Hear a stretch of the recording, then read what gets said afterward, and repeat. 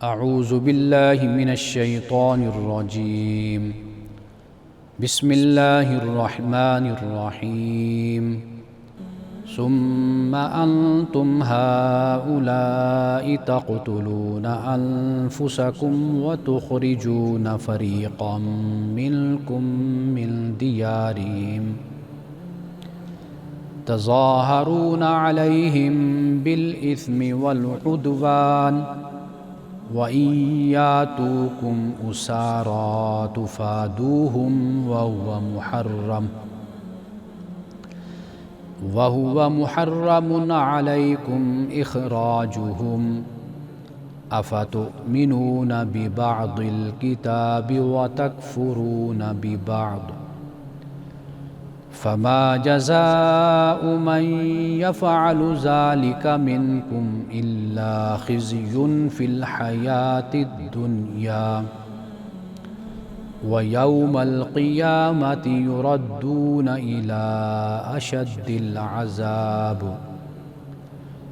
وَمَا اللَّهُ بِغَافِلٍ عَمَّا تَعْمَلُونَ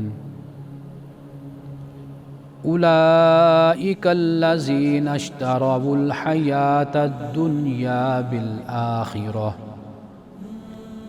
فلا يخفف عنهم العذاب ولا هم ينصرون صدق اللہ العظیم۔ پھر تم ہی وہ لوگ ہو کہ اپنوں کا قتل کرتے ہو اور اپنے ہی ایک گروہ کو ان کی بستیوں سے نکالتے ہو، پہلے ان کے خلاف حق تلفی اور زیادتی کر کے ان کے دشمنوں کی مدد کرتے ہو، پھر اگر وہ تمہارے پاس قیدی ہو کر آتے ہیں تو ان کا فدیہ دے کر چھڑاتے ہو، حالانکہ سرے سے ان کا نکالنا ہی تمہارے لیے حرام تھا۔ کیا تم کتاب الہی کے ایک حصے پر ایمان رکھتے ہو اور اس کے دوسرے حصے کا انکار کرتے ہو؟ تو جو لوگ تم میں سے ایسا کرتے ہیں ان کی سزا دنیا کی زندگی میں رسوائی کے سوا کچھ نہیں، اور آخرت میں یہ شدید ترین عذاب کی طرف بھیجے جائیں گے، اور اللہ اس چیز سے بے خبر نہیں ہے جو تم کر رہے ہو۔ یہی لوگ ہیں جنہوں نے دنیا کی زندگی کو آخرت پر ترجیح دی، تو نہ تو ان کا عذاب ہی ہلکا کیا جائے گا اور نہ ان کو کوئی مدد ہی پہنچے گی۔ ناظرین کرام، پروگرام الکلام میں آپ تمام کو خوش آمدید۔ آج میں نے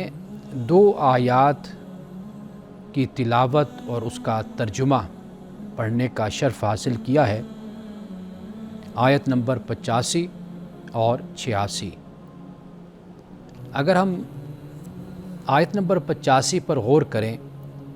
تو یہ اسی گزشتہ مضمون کا تسلسل ہے، یعنی جسے میثاق کہا گیا، اور میثاق میں ایک بات یہ بھی بیان کی گئی تھی کہ تم اپنوں کا خون نہیں بہاؤ گے اور نہ تم ان کو ان کے گھروں سے نکالو گے۔ یہ قرآن پاک نے منع کیا تھا، لیکن اب آپ یہ دیکھیے کہ ان کا جو طریقہ ہے یا طریقہ تھا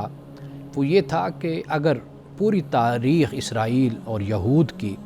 اگر آپ پڑھیے، کیونکہ ان میں بھی فرقے بازی تھی، مختلف گروہ تھے،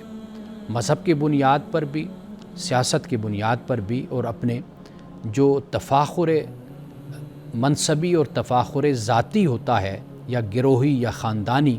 اس کی بنیاد پر بھی ان میں بہت سے انتشار اور بہت سے اختلافات تھے اور عداوت و دشمنی تھی۔ تو صورتحال یہ تھی کہ اپنے ہی بھائی کے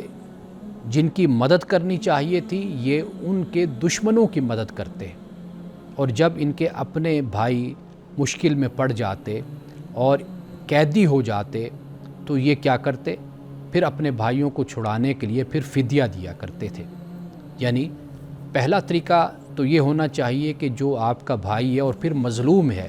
آپ اپنے مظلوم بھائی کی مدد کریں، نہ یہ کہ آپ دشمن کی مدد کریں یا دشمن کے حلیف بن جائیں اور اس کے ساتھ مل جائیں، اور پھر جب دشمن قابو پا لے آپ کے ہی ہم عقیدہ اور آپ کے ہی بھائیوں پر، پھر اس کے بعد آپ دشمن کے ساتھ ساز باز کر کے اور گفتگو کر کے پھر آپ اپنے بھائیوں کو چھڑوائیں اور ان کا فدیہ ادا کریں۔ یہ جو ان کا رویہ تھا، قرآن پاک نے یہاں پر اسی بات کو بیان کیا ہے۔ یعنی اس کی میں معذرت کے ساتھ ایک بات کہا کرتا ہوں اپنے معاشرے کے حوالے سے، وہ بات یہ کہ جیسے ہم لوگوں کو انصاف نہیں دیتے، یعنی ہمارے ہاں معاشی مساوات کہہ لیجئے، یا کم از کم جو معاشی عدل ہے، معاشی حق ہے دوسروں کا، وہ ہم جب نہیں دیتے تو پھر دوسری صورت یہ بنتی ہے کہ جب معاشرے میں غربت بڑھ جاتی ہے، مفلسی بڑھ جاتی ہے، تنگ دستی بڑھ جاتی ہے، تو پھر ہم لوگوں میں خیرات بانٹ رہے ہوتے ہیں، صدقات بانٹ رہے ہوتے ہیں، پھر زکوٰۃ بانٹ رہے ہوتے ہیں، پھر انفاق کر رہے ہوتے ہیں۔ حالانکہ پہلا قدم ہی ایسا معاشرے میں اٹھانا چاہیے، ریاستی سطح پر بھی اور ہمارے اپنے معاشرتی سطح پر بھی، کہ معاشرے سے جو بھوک، ننگ اور مفلسی اور غربت ہے، اس کا خاتمہ کر دیا جائے۔ یعنی نظام ہی، سسٹم ہی ایسا تشکیل دے دیا جائے کہ جس کی بنیاد پر معاشرے سے غربت کا خاتمہ ہو جائے، لیکن نظام اسی طرح قائم رہے اور لوگ غریب سے غریب تر اور ترین ہوتے چلے جائیں اور جو سطح غربت ہے اس سے نیچے گرتے چلے جائیں، لیکن بعد میں پھر ہم زکوٰۃ تقسیم کریں، پھر لوگوں کو ہم صدقات دیں، خیرات دیں، تو اس سے کہیں بہتر یہ ہے کہ ہم نظام کو بہتر کریں۔ تو یہ وہ بات ہے جسے یہاں پر قرآن پاک نے بیان کیا، یعنی ضمناً یہ نقطہ بھی ہمارے سامنے آتا ہے۔ ایک طرف تو قوم یہود کی یہ صورتحال تھی کہ وہ اپنے بھائیوں کی مدد نہیں کرتے تھے، اپنے مظلوم بھائیوں کی، کمزور بھائیوں کی، لیکن جب دشمن ان پر قابو پا لیتا تھا اور جب ان کو اپنے شکنجے میں جکڑ لیتا تھا، جب ان کو اپنا غلام بنا لیتا تھا، جب ان کو اپنا قیدی کر لیتا تھا اور کئیوں کی ہلاکت ہو جاتی تھی، کئی در بدر بھٹک جاتے تھے، لیکن پھر کیا کرتے تھے؟ پھر فدیہ دے کر کہتے تھے یہ ہمارے بھائی ہیں تو ان کو آپ چھوڑ دو۔ تو یہ جو دو رخی چال ہے اور دو رنگی انداز ہے، اس کو یہاں پر اس مقام پر اللہ تعالیٰ نے بیان کیا ہے۔ تو ہمارے معاشرے میں بھی بالکل اسی طرح کی ایک جھلک موجود ہے۔ آپ دیکھ لیجئے، اب جب جیسے جیسے رمضان قریب آتا جائے گا، اب لوگوں کی تجوریوں کے منہ کھلیں گے، اب وہ لوگوں میں پیسہ بانٹنا شروع کر دیں گے، زکوٰۃ کے نام پر لوگوں کو دینا شروع کر دیں گے۔ یہ نہیں دیکھیں گے کہ ہم وہ طریقہ اختیار کریں جو عدل و انصاف کے مطابق ہو، اور اللہ سبحانہ و تعالیٰ نے جس کا ہمیں حکم بھی دیا ہے۔ اب یہاں پر اسی بات کو یہ بیان کیا کہ بھئی تم ہی لوگ ہو کہ جو اپنوں کو قتل بھی کرتے ہو، اور پھر ایک گروہ تم میں سے ہی ہے کہ جو ان کو گھروں سے نکال بھی دیتا ہے، اور پھر ان کے خلاف اسم اور عدوان کی بنیاد پر پھر مدد بھی کرتا ہے، یعنی حق تلفی اور زیادتی کی بنیاد پر ان کے خلاف مدد کرتا ہے۔ وہیں یاتو کو مسارا، اور پھر جب وہ تمہارے پاس قیدی ہو کر آتے ہیں تو پھر تم کیا کرتے ہو؟ تو کہا کہ بھئی پھر تم ان کا فدیہ دیتے ہو، حالانکہ تم پر پہلے دن ہی یہ حرام تھا کہ تم ان کو نکالو، پہلے دن ہی حرام تھا۔ یعنی دشمن کے ساتھ ساز باز کر کے اپنے بھائیوں کو ان کے شہر سے، ان کے ملک سے نکلوا دینا، ان کے گھروں سے نکلوا دینا، در بدر کے وہ ٹھوکریں کھاتے پھریں، اور دشمن پھر ان کو جب اپنے قابو کر لے پھر اس کے بعد آپ فدیہ دینے پر آ جاتے ہیں۔ تو یہاں پر اس بات کو بیان کیا۔ اب دیکھیے کیا فرمایا، فَتُؤْمِنُونَ بِبَعْضِ الْكِتَابِ وَتَكْفُرُونَ بِبَعْضٍ، کیا تم کتاب کے کچھ حصے پر ایمان رکھتے ہو اور کچھ حصے کا تم انکار کرتے ہو؟ یعنی یہ وہی بات ہوئی کہ اللہ نے تو کہا کہ بھی اپنے بھائیوں کا قتل نہ کرو، اپنے بھائیوں کو ان کے گھروں سے مت نکالو، لیکن تم اس پر تو عمل نہیں کرتے۔ لیکن اللہ نے یہ کہا کہ بھئی اگر کوئی قیدی ہو یا کوئی غریب ہو تو اس کی مدد کرو، فدیہ دے دو، تو فدیہ دینے کے لیے تم تیار ہو جاتے ہو۔ تو یہاں اس دو رخی انداز اور جو نفاق اور منافقت ایک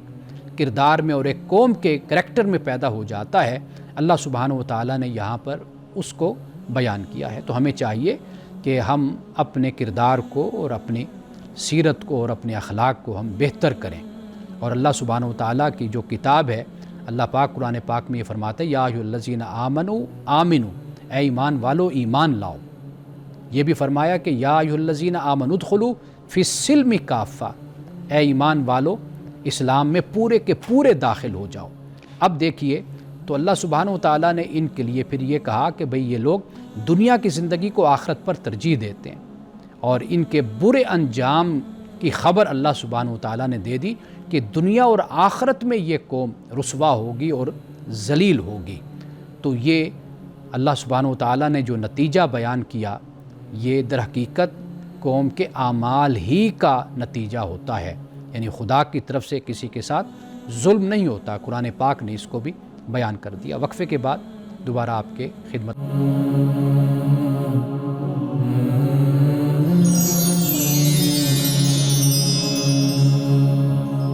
وقفے کے بعد اسی بات کو ہم جاری رکھتے ہیں کہ جو میں عرض کر رہا تھا کہ ہمیں اپنی زندگیوں سے نفاق کو ختم کرنا چاہیے۔ یا ایھا الذین آمنوا ادخلوا فی السلم کافہ، اے ایمان والو اسلام میں پورے داخل ہو جاؤ،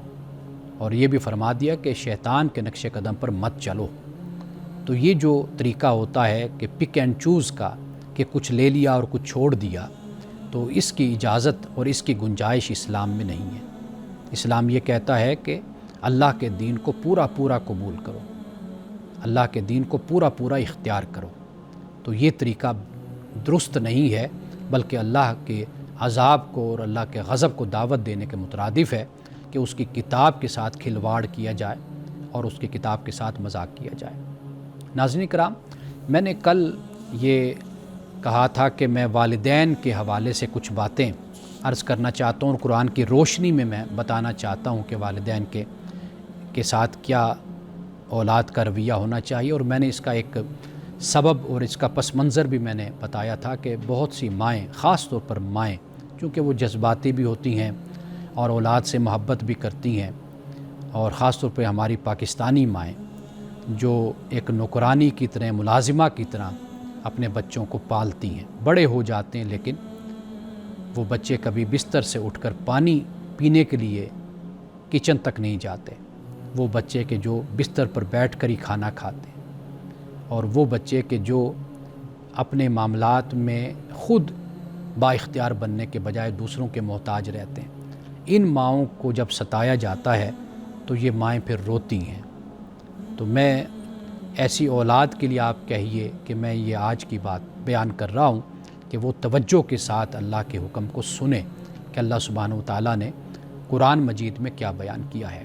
اور اس کا جو پس منظر ہے، وہ پس منظر یہ ہے کہ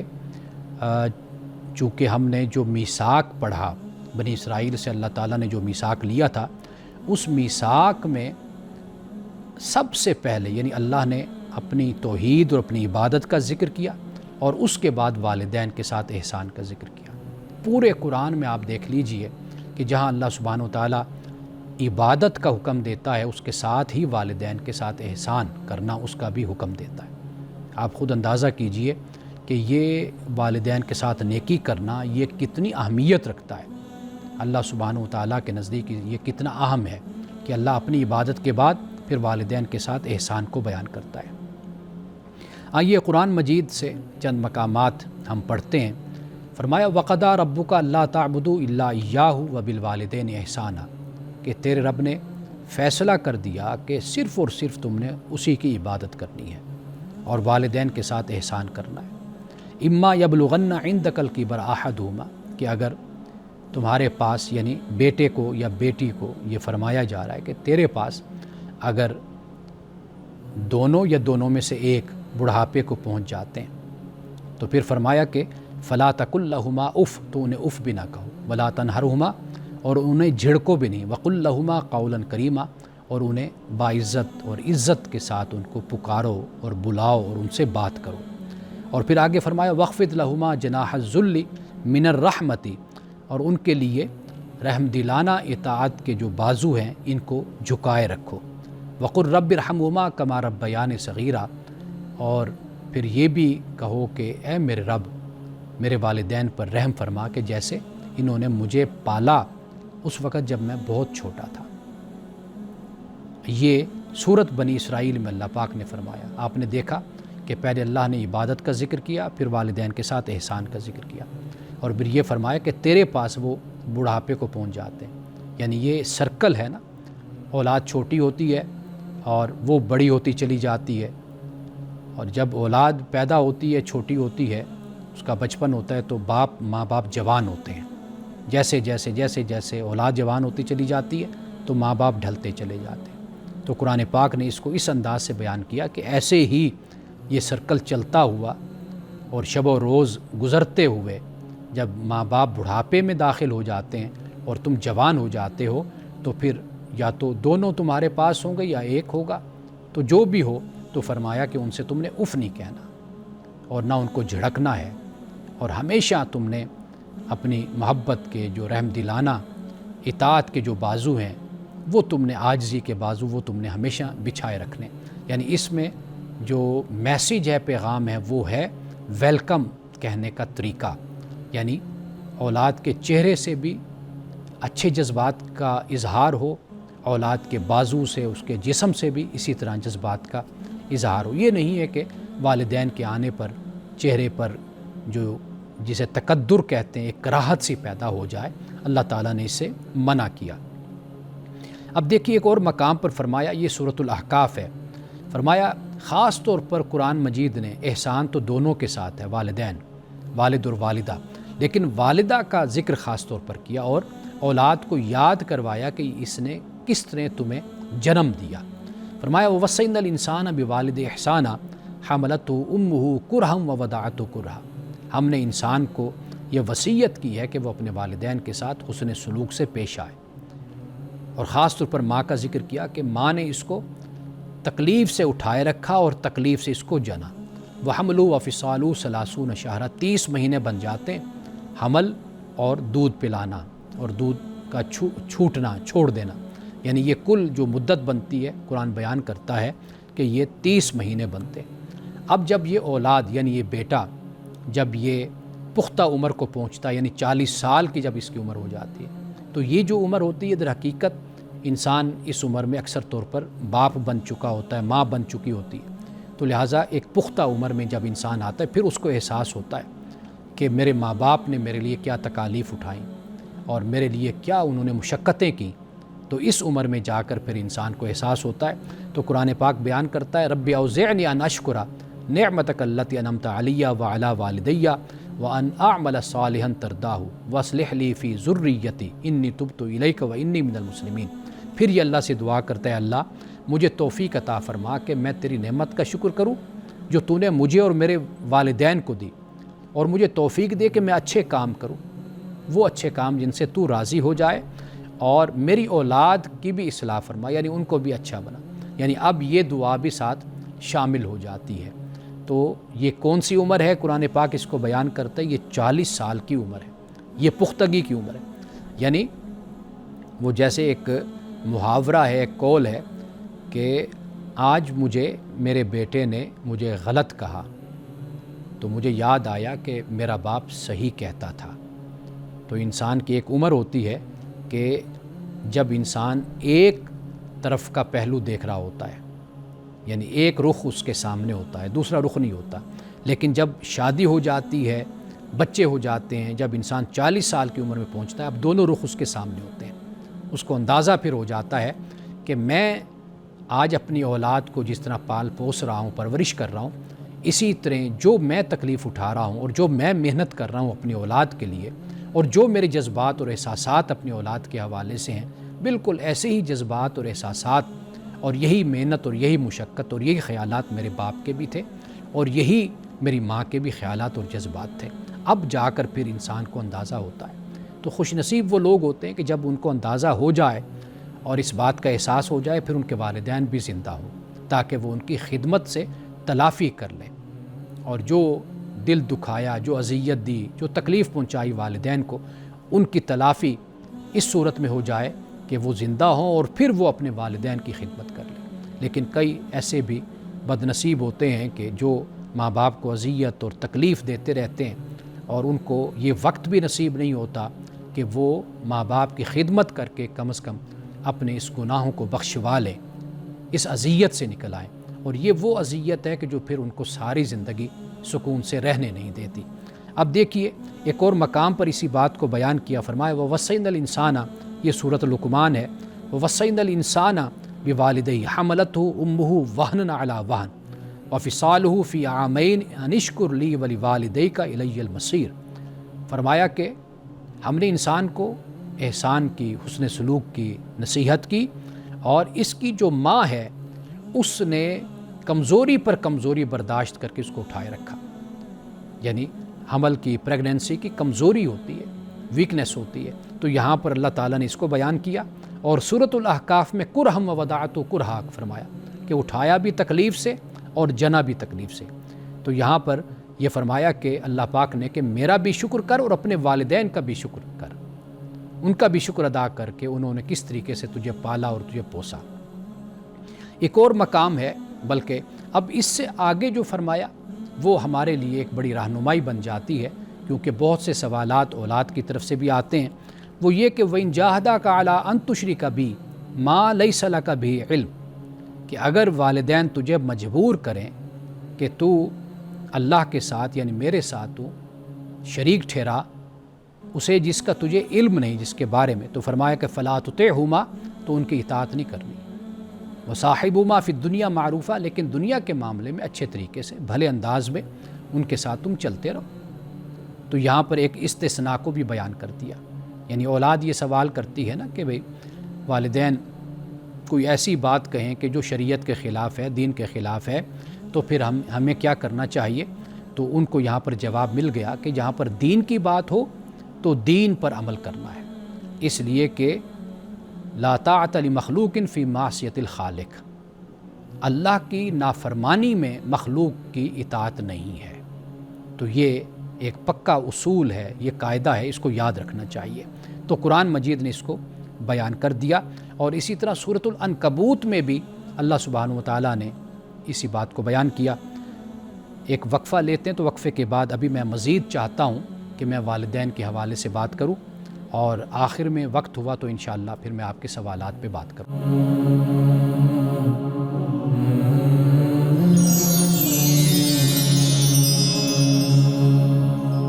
لا طاعت لمخلوق فی معصیت الخالق، کہ مخلوق کی نافرمانی کی جائے اور اس سے خالق کی نافرمانی ہو، یعنی مخلوق کی فرما برداری کی جائے اور خالق کی نافرمانی جس سے ہوتی ہو، تو فرمایا کہ نہیں، ایسے معاملے میں تم نے مخلوق کی فرما برداری نہیں کرنی، اللہ کی فرما برداری اور اس کے حکم کے سامنے سر کو جھکانا یہ سر فہرست ہے، سب سے زیادہ قابل ترجیح، اور جسے اللہ نے ہمیں جس کا حکم دیا اس کی پیروی سب سے پہلے۔ تو اب یہاں پر جو یہ بات فرمائی کہ اگر وہ تجھے مجبور کریں کہ تو شرک کرے، تو شرک سے یہ بات سامنے آ گئی کہ دین کا کوئی بھی معاملہ ہوگا تو دین کے اس حکم پر عمل کیا جائے گا، والدین کی اطاعت نہیں ہوگی۔ ہاں یہ بات یاد رکھیے کہ اختلاف والدین سے کیا جا سکتا ہے، لیکن اختلاف کا مطلب یہ نہیں ہوتا، ہمارا معاشرہ ایک ہر مسئلے پہ انتہا پہ کھڑا ہو جاتا ہے، یعنی جب ہم یہ کہیں گے کہ اختلاف کیا جا سکتا ہے تو کہیں گے کہ جی تو اختلاف کرنا تو پھر بے عزتی ہو جائے گی، یہ تو نافرمانی اور گستاخی ہو جائے گی۔ ایسا نہیں ہے۔ جب ہم یہ کہتے ہیں نا کہ آپ اپنے بڑے سے اختلاف کیجئے یا بڑے کا ادب کیجئے، تو خیال یہ کر لیا جاتا ہے کہ ادب کا مطلب یہ کہ تنقید نہ کی جائے، ادب کا مطلب یہ کہ اختلاف نہ کیا جائے۔ ایسا نہیں ہے، ہمیں اختلاف کے بھی آداب سیکھنے کی ضرورت ہے۔ جب ہم یہ کہتے ہیں کہ آپ کے جو علماء ہیں یا حکمران ہوتے ہیں آپ ان کا ادب کیجئے، تو ادب سے مراد یہ نہیں ہوتا کہ بھئی اب آپ ان پہ تنقید نہیں کر سکتے، آپ ان سے اختلاف نہیں کر سکتے۔ اس کا مقصد کہنے کا یہ ہوتا ہے کہ آپ گالم گلوچ نہ کیجئے، آپ بے عزتی نہ کیجئے، آپ انسلٹ نہ کیجئے، آپ ایسے الفاظ اپنی زبان سے مت نکالیے کہ جو بڑوں کے لیے نہیں زیب دیتے۔ کہنے کا یہ مقصد ہوتا ہے، اس کا مقصد یہ نہیں ہوتا کہ آپ اختلاف نہیں کر سکتے، اختلاف اپنے والدین سے بھی ہو سکتا ہے۔ تو لہٰذا یہاں پر جب یہ فرمایا نا کہ اگر وہ مجبور کریں، تو اس سے مراد یہ ہے کہ دین کا معاملہ جہاں پر آئے تو پھر اللہ کے دین کی آپ نے پیروی کرنی ہے، اللہ کے حکم کو ماننا ہے۔ تو باقی معاملات میں دیکھیے کتنی خوبصورت بات قرآن پاک نے بیان کر دی اور بات ہی مکمل ہو گئی۔ فرمایا وصاحبہما فی الدنیا معروفا، لیکن دنیا کے معاملے میں ان کے ساتھ اچھے طریقے سے چلتے رہو۔ تو کیا ایک طرف اللہ یہ فرما رہا ہے کہ بھئی اگر شرک پر مجبور کریں تو پھر ان کی اطاعت نہیں کرنی، دوسری طرف اللہ پاک یہ فرما رہا ہے کہ دنیا کے معاملے میں ان کے ساتھ اچھے طریقے سے چلتے رہیے۔ تو اگر اختلاف کا یہ مطلب ہو کہ بالکل ہی آپ نے تعلق کاٹ کے رکھ دینا ہے، سلام دعا بھی نہیں کرنی، تعلق بھی نہیں رکھنا کیونکہ ابھی اختلاف ہو گیا، نہیں، ایسا نہیں ہے۔ اختلاف اپنی جگہ پر، اختلاف آپ کا اپنی بیوی سے ہوتا ہے، بیوی کا خاوند سے ہوتا ہے، بچوں کا ہوتا ہے، آپ ایک کمپنی میں ایک ادارے میں کام کرتے ہیں وہاں پر بھی اختلاف ہوتا ہے۔ لیکن اختلاف کو اگر آپ جسے ورائٹی آف تھاٹ کہا جاتا ہے، ایک مختلف نقطہ نظر آپ کو ملتا ہے، اگر وہ بہترین ہے تو آپ اس کو قبول کر لیجئے۔ یہ اختلاف ہے بنیادی طور پر۔ ہمارے ہاں اختلاف عداوت، بغض، کینہ، دشمنی اس معنی میں لیا جاتا ہے۔ تو لہٰذا جو اولاد یہ سوال کرتی ہے کہ ہمارے ہاں جو مسائل فقہی حوالے سے بیان کیے جاتے ہیں، جنہیں آپ کہہ لیجئے کہ ہمارے علماء کے یا صوفیاء کی جو آراء ہیں یا ان کے اجتہادات ہیں، ان میں کہیں کہیں آپ کو غلو اور مبالغہ نظر آتا ہے، یعنی والدین کے حوالے سے، یعنی اف کا مطلب یہ لے لیا گیا کہ ان سے کوئی اختلاف نہیں ہو سکتا، اس کا مطلب یہ لے لیا گیا کہ کوئی جائز ناجائز بات ہے آپ سر جھکا دیجئے۔ تو یہ غلو اور مبالغہ یہ اسلام میں، قرآن میں اور احادیث میں ہمیں کہیں پر بھی نظر نہیں آتا۔ عزت اور احترام وہ لازم ہے، ضروری ہے، لیکن اختلاف عزت اور احترام کے خلاف نہیں ہے۔ اب دیکھیے کہ والدین کا حق کہاں تک ہوتا ہے، میں چند باتیں اس حوالے سے بیان کر دیتا ہوں۔ ایک یہ کہ قرآن مجید نے بیان کر دیا کہ احسان ان کے ساتھ کرنا ہے، ہر حالت میں، ہر حالت میں احسان یعنی حسن سلوک، اچھا رویہ۔ دوسری بات یہ ہے کہ ان کے سامنے سخت لہجہ اور اف یا جھڑکنا اس کو ممنوع قرار دے دیا گیا، اور اسی طریقے لیے ان کے لیے دعا کرنا،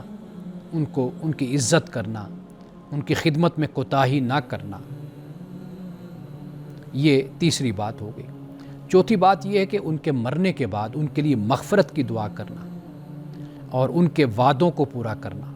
اور ان کے جو رشتہ دار ہیں ان سے حسن سلوک کرنا۔ یہ پھر ہمیں رسول اللہ صلی اللہ علیہ وسلم کی احادیث میں اس کی تفصیل ہمیں مل جاتی ہے، اس کی وضاحت ہمیں مل جاتی ہے کہ رسول اللہ نے کس طرح اس کو بیان کیا۔ مثال کے طور پر والدہ ہے تو والدہ کی بہنیں ہیں، بھائی ہیں، جیسے خالہ، ماموں، ان کا ادب احترام ہونا چاہیے، ان کا خیال کیا جانا چاہیے۔ اسی طریقے سے آپ کے والد ہیں، والد کے بھائی ہیں، بہن ہیں، ان کا بھی ادب احترام ہونا چاہیے، ان سے بھی ایک تعلق رکھنا چاہیے، اور اسی طریقے سے ان کے مال اور جسم کی حرمت، اس کا لحاظ رکھنا، اور اولاد ان کی اجازت کے بغیر ان کے مال میں تصرف بھی نہیں کر سکتے، یعنی اگر والدین حیات ہیں۔ یہ نقطہ بھی سمجھ لیجئے کہ جو مال دولت جو والد کا ہے وہ والد ہی کا ہے، یعنی اولاد اس پر اپنا کوئی حق جیتے جی نہیں جتا سکتی کہ آپ میرے والدین ہیں تو لہٰذا آپ یہ سارا کچھ مجھے دے دیں، نہیں، وہ والد نے کمایا، والدہ نے کمایا، وہ ان کا ہے۔ قانونی، شرعی کسی حوالے سے بھی اولاد کا حق نہیں ہوتا۔ ہاں، جب وراثت بن جاتی ہے تو پھر اس پر حق ہوتا ہے۔ ہاں، اولاد کا جو ہے وہ والد تقاضا کر سکتا ہے، تو لہٰذا وہ اولاد کے جو اپنے پاؤں پہ کھڑی ہو گئی، انڈیپینڈنٹ ہو گئی، تو وہ وراثت میں تو حق رکھتی ہے، لیکن جبر کر کے، مجبور کر کے اپنے بوڑھے والدین سے ان کی جائیداد اور ان کا مال وہ چھین نہیں سکتی، یہ بات یاد رکھیے۔ ہاں، اگر خوشی سے ہبہ کرتے ہیں، تحفہ دیتے ہیں والدین، تو وہ ایک علیحدہ بات ہے۔ تو یہ نقطہ یاد رکھیے کہ ہم جو یہ اولاد بلیک میلنگ کرتی ہے کئی دفعہ اپنے والدین کو، تو یہ جو انداز ہوتا ہے یہ غلط ہے۔ باقی والدین خود نرم دل رکھتے ہیں اپنی اولاد کے لیے، کہ اولاد اگر تنگ دست ہے یا مسائل کا شکار ہے تو اکثر طور پر میں نے یہ بات دیکھی ہے کہ والدین وہاں پر اپنی اولاد کو دیتے ہیں، بلکہ ہم نے یہ بھی دیکھا کہ جو اولاد میں سے کمزور ہوتا ہے مالی حوالے سے یا صلاحیت میں یا کسی وجہ سے بھی پریشان حال ہوتا ہے، تو ہمیشہ والدین اسی کا ہی ذکر زیادہ کرتے ہیں، باقی اولاد کو یہی کہتے ہیں۔ تو اگر اولاد شکوہ بھی کرے کہ جی آپ فلاں بھائی کا یا بہن کا بہت زیادہ ذکر کرتے ہیں، تو وہ والدین کہتے ہیں کہ بھائی ہم آپ کو جانتے ہیں، آپ کو دیکھتے ہیں، آپ ماشاءاللہ اچھا کما رہے ہیں اور اچھا کماتے بھی رہیں گے، آپ کے یہ مسائل آج نہیں ہیں تو کل بھی نہیں ہوں گے، آپ ماشاءاللہ باصلاحیت ہیں، علم والے ہیں اور آپ کے پاس سورسز ہیں، تو آپ کا فلاں بھائی بہن وہ کمزور ہے، تو اس لیے ہم اس کا زیادہ ذکر آپ کے سامنے کرتے ہیں تاکہ آپ اس کے ساتھ بھی ہمدردی کریں اور خیر خواہی سے پیش آئیں۔ تو والدین کے ساتھ حسن سلوک یہ قرآن بھی بیان کرتا ہے، رسول اللہ صلی اللہ علیہ وسلم نے کئی مقام پر اس کو بیان کیا ہے۔ ہم پر، آپ پر، سب پر لازم ہے کہ جن کے والدین زندہ ہیں وہ ان کی خدمت کریں، حسن سلوک سے پیش آئیں، اور جن کے والدین دنیا سے چلے گئے ہیں تو انہیں چاہیے کہ اپنے والدین کے لیے دعا کریں، اور یہ در حقیقت ان کے لیے دعا کرنا نہیں ہے فقط، یہ آپ کے لیے بھی ہے، یہ آپ کے لیے بھی ذخیرہ ہے آخرت کا۔ اور والدین کے جو رشتہ دار ہیں، دوست احباب ہیں، ان کے ساتھ ملنا ملانا اور اچھا تعلق رکھنا، یہ بھی در حقیقت والدین کے ساتھ حسن سلوک میں ہی شامل ہے۔ وقفے کے بعد آپ کے سوالات پہ بات کرتے ہیں۔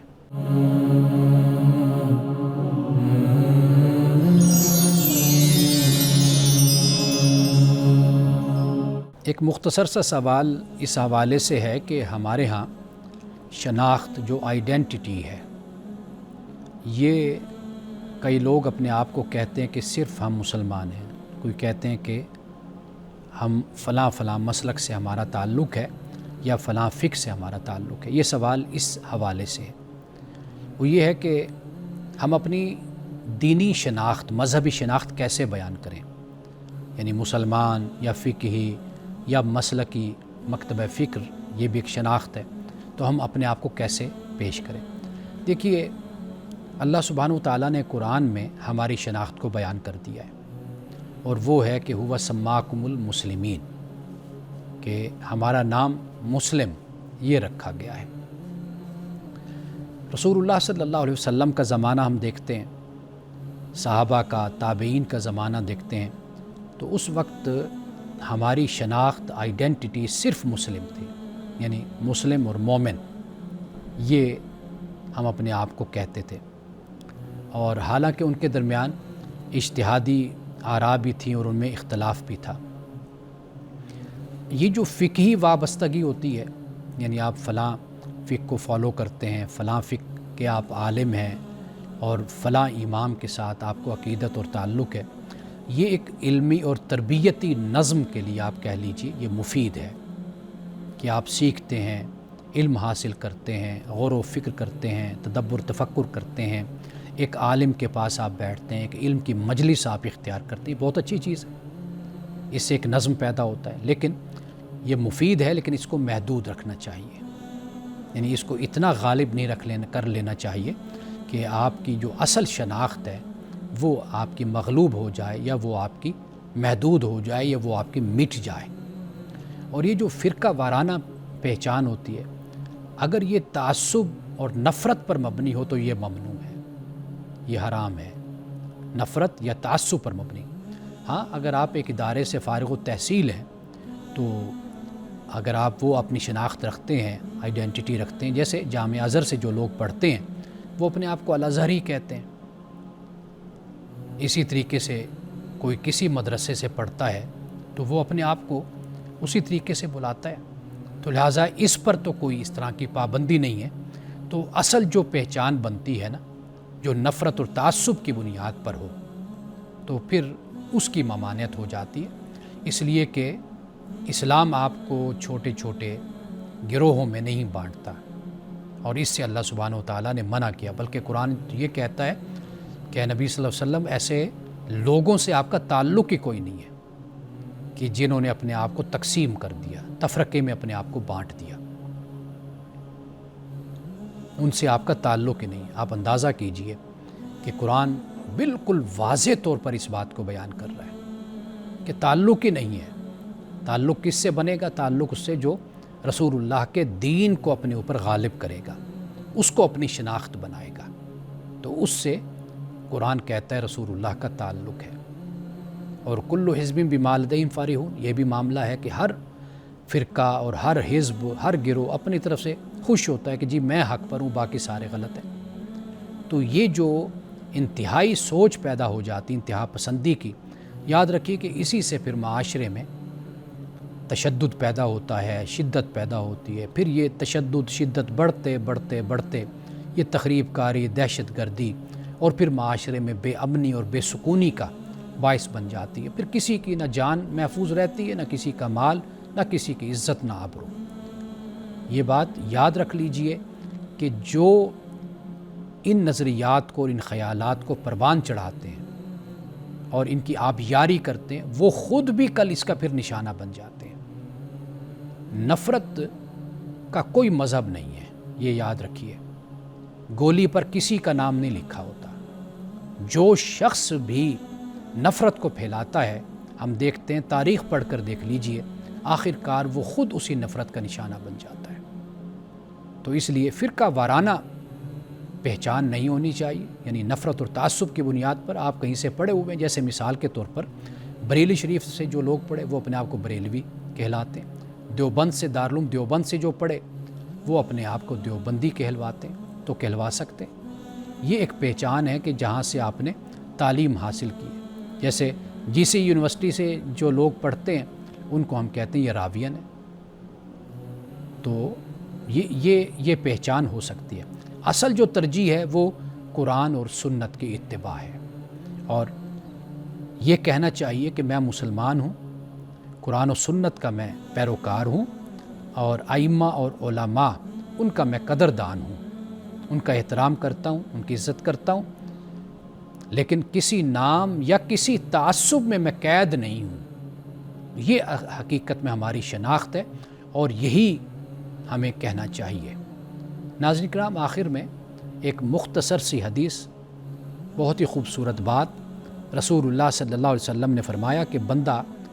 جب اپنے گناہ کا اقرار کر کے توبہ کرتا ہے تو اللہ سبحانہ و تعالیٰ اس کی توبہ کو قبول کر لیتا ہے، یعنی وہ پشیمانی کے ساتھ، شرمندگی کے ساتھ، عاجزی کے ساتھ اور بندگی کے جذبات اور احساسات کے ساتھ اللہ کو پکارتا ہے اور اللہ سے معافی مانگتا ہے، تو اللہ سبحانہ و تعالیٰ اس کی توبہ کو ضرور قبول کرتا ہے۔ اللہ تعالیٰ ہمیں بھی اپنے گناہوں سے ہمیشہ توبہ کرنے کی توفیق عطا کیے رکھے۔ ان الفاظ کے ساتھ اجازت دیجیے، انشاءاللہ کل دوبارہ آپ سے ملاقات ہوگی۔ السلام علیکم ورحمۃ اللہ وبرکاتہ۔